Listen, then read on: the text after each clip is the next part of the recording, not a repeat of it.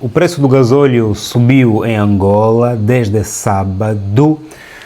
E quando os preços dos combustíveis sobem no país, a primeira preocupação é o preço do táxi. Os taxistas disseram que as corridas continuarão no mesmo valor, não vão aumentar. Pelo menos segundo a ANATA, não vão aumentar o preço das corridas, porque foram apenas aumentos do gasóleo e de 20 kwanzas. O litro saiu de 400 para 420 kwanzas, o preço da gasolina continua a 300 kwanzas. E, no entanto, os taxistas dizem que não há necessidade de alarmarem-se porque não vamos aumentar os preços, porque não afeta a nossa estrutura de custos. Falaram hoje e temos que esperar daqui os próximos 3 meses. De facto, esses 20 kwanzas não farão diferença na estrutura de custos dos taxistas. Ponto.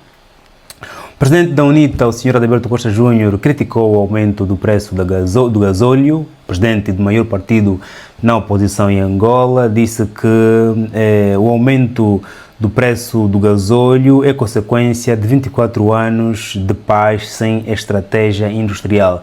Criticou a paralisação até hoje da refinaria de Cabinda, foi inaugurada, mas está ali, não está a funcionar. A refinaria do Soio está ali, não está a funcionar. A refinaria de Lubito está ali, ainda em obras. A refinaria de Luanda foi herdada de Portugal e passados 50 anos não conseguimos triplicar, multiplicar a capacidade de produção e continua a produzir-se nos níveis que nem sequer consegue alimentar Luanda. No entanto, aqui o maior partido da oposição em Angola critica a medida.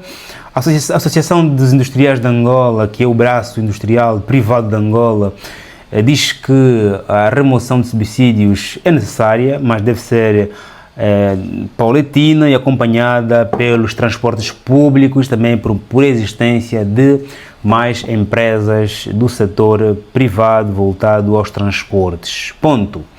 Qual é a nossa opinião em relação ao aumento do preço do gasóleo em Angola, numa altura em que no ano passado já se aumentou 100 kwanzas, 300 para 400, agora para 420, e sabemos muito bem que os preços vão continuar a aumentar, porque o governo está a aumentar os preços para reduzir os custos face ao Orçamento Geral do Estado, ou seja, reduzir aqui os subsídios às famílias, porque o governo precisa usar esse dinheiro dos subsídios para investir em outros setores. O governo angolano decidiu criar um plano de redução de subsídios aos combustíveis para que possa restar mais dinheiro para o governo e assim realizar investimentos em educação, saúde, estradas e não só. No entanto, Joaquim, qual é o seu comentário em relação a esta medida do governo angolano e também a crítica da UNITA e a declaração dos industriais de Angola, que é uma organização privada, ok, e independente, que a sua opinião conta muito porque eles são o motor da economia angolana, são de industriais. Ponto.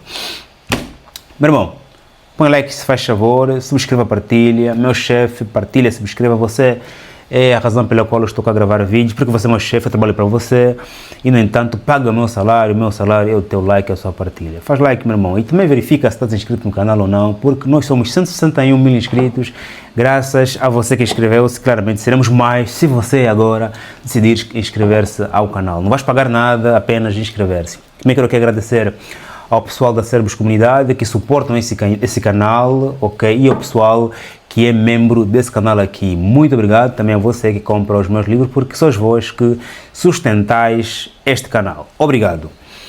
Família, vou comentar esse tema em 3 tópicos. Primeiro, vale aqui lembrar que o preço dos combustíveis não depende de nós e nunca dependerá de nós enquanto nós não formos autossustentáveis do ponto de vista energético. Nós temos petróleo bruto ou combustíveis brutos, ok? E é vendido no estrangeiro, é vendido na África do Sul, em Portugal, na China, nos Estados Unidos da América, na Europa. Eles refinam e depois nós precisamos comprar porque ninguém consome petróleo bruto. Logo, o preço do petróleo não depende de nós. E muito mais quando a participação de exploração no país não é da Sonangol. São os grandes players internacionais que têm grande parte do bolo de exploração, exploram, mandam para fora e nós os compramos. Por isso é que a Sonangol anda a reclamar para que possa entrar mais players no processo de aquisição de petróleo e distribuição de petróleo. Ponto. E se o preço não depende de nós, o governo vai precisar sempre aumentar o preço da vez que o mercado apertar. estamos aqui a observar um problema no Estreito do Hormuz, que está cada vez mais a aumentar o preço dos combustíveis, que também afeta Angola. Apesar de Angola ganhar com o aumento do preço do petróleo bruto, porque há escassez de petróleo em função do mercado do Estreito do Hormuz, Angola também sofre com o aumento do petróleo refinado, porque Angola também compra petróleo refinado. É como que se eu te pudesse vender madeira, ou seja, eu te vendo um tronco, madeira, ok, toma, e depois eu te compro cadeiras. Ok? Portanto, e para eu fazer cadeira, eu preciso de prego, ou seja, você, né, para fazer cadeira precisas de prego, precisas de tintas, precisas de máquina, precisas de muita coisa. Eu vendo barato a madeira, você me vende cara a carteira. A carteira tem muito mais transformação humana, tem conhecimento, tem materiais vários. Portanto, madeira é só tirar e vender. Por isso é que muitos países, em função da preguiça, não conseguem, não querem transformar aquilo que tiram da terra, porque é mais fácil tirar e vender do que transformar. Ponto. Portanto, desde o momento em que o preço do petróleo não depende de nós, vamos sempre aumentar o preço até o dia em que o governo angolano retirar todo o subsídio. E tem mais. O governo angolano tem uma dívida face ao Orçamento Geral do Estado muito apertada. E uma das formas de poder garantir aqui mais empréstimos para os próximos Orçamentos Geral do Estado é reduzir os seus encargos. Aqueles países, aquelas empresas, aquelas organizações que nos emprestam dinheiro para apoiar o Orçamento Geral do Estado, antes de nos emprestarem dinheiro, eles querem ler a saúde da economia angolana. Agora, por exemplo, o FMI foi para o Senegal, né? O Senegal que viveu uma crise política. Agora o primeiro-ministro Sonko foi encostado por causa mesmo do FMI. O FMI agora vai para o Senegal nessa sexta-feira para avaliar a economia do Senegal, de facto estão em condições ou não de receber o empréstimo que criou aquele mal-estar político. Logo, o governo angolano precisa reduzir os encargos, precisa reduzir o peso do orçamento para que consiga receber mais empréstimos.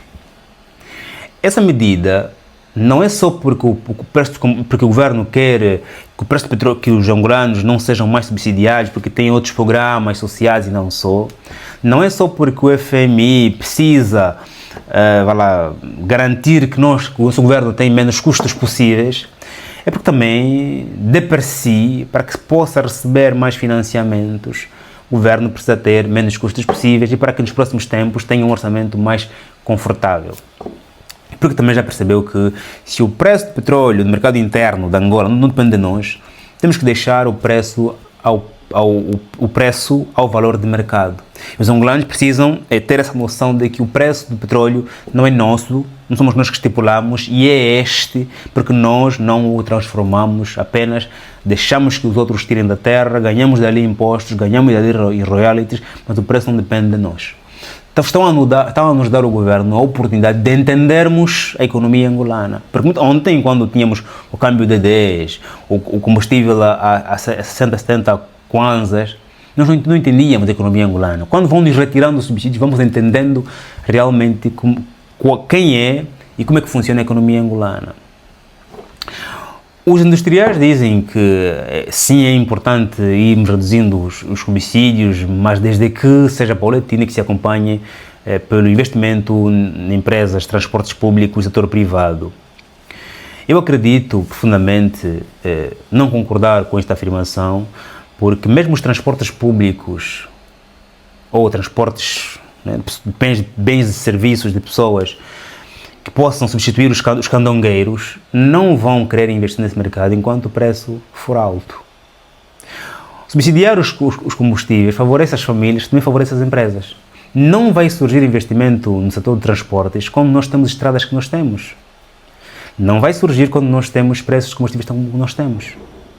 A única forma de existir com transportes públicos é de investimento público. É o governo colocar estradas, colocar comboios e autocarros. Metros, também pensar grande, como acontece em outras nações, se os outros têm, por que nós não podemos ter? Porque tenho dúvida que existam privados com vontade de querer investir no setor dos transportes quando as estradas estão como estão e quando os preços dos combustíveis são muito altos. Acrescido o preço dos impostos, o preço da segurança, o preço da energia e não só. Logo, porque nós estamos em uma economia com um modelo do tempo ainda de guerra, A informalidade é fruto dos conflitos. Os azul e branco são fruto dos conflitos armados. O país, num tempo de guerra, não tinha como ter transportes públicos. Logo, aquele senhor que tinha carro fez táxi para poder sustentar a si e a sua família. Aquele irmão que tinha um táxi, que tinha uma van, fez três táxis para poder sustentar a família.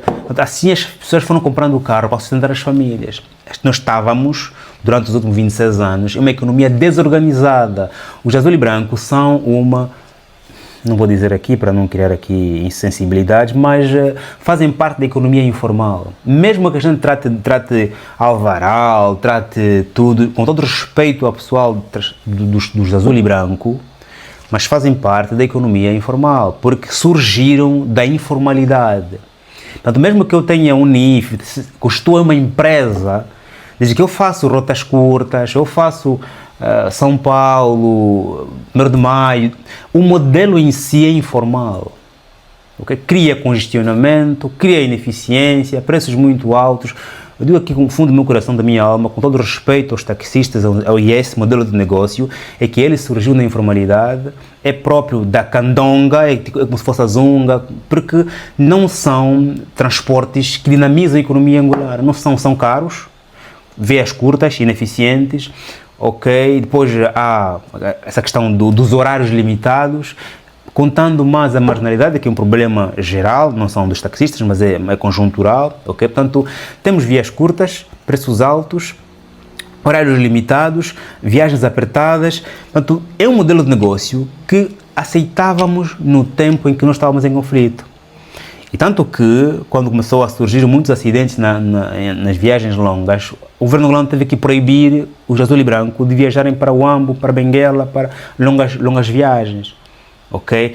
Os autocarros fazem parte de um modelo formal. O que deve acontecer é que os detentores dos táxis azul e branco, se quiserem pensar o futuro amanhã, porque a qualquer momento pode surgir um ministro do interior, vai dizer assim, para de hoje não quero mais azul e branco, quero apenas o carro.